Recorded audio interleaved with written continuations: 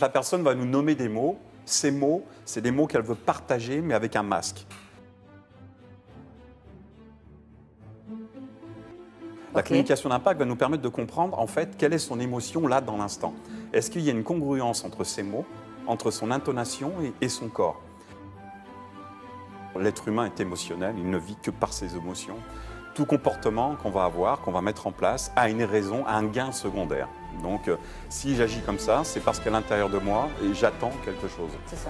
La communication d'impact, c'est le travail sur les différents langages qu'on va communiquer. Que ça soit verbal, que ça soit paraverbal ou que ça soit non-verbal. Combien de fois vous avez préparé une entrevue? Combien de fois vous avez préparé un moment, un spectacle, une soirée, une rencontre avec quelqu'un, et puis quand vous y êtes, ça ne s'est pas passé du tout comme vous l'aviez prévu. Et pourtant, vous avez travaillé longtemps sur cette stratégie. Longtemps, vous y avez pensé, longtemps, vous avez changé les schémas. Longtemps, vous avez changé le scénario, mais là, l'autre qui arrive en face, il ne sait pas le temps que vous avez passé dessus. Il ne pourrait pas faire attention un peu à tous les scénarios que vous avez préparés? Non, il s'en moque. Lui, il arrive tel qu'il est. Et puis, votre stratégie, elle ne fonctionne pas du tout. Mais on doit apprendre à communiquer.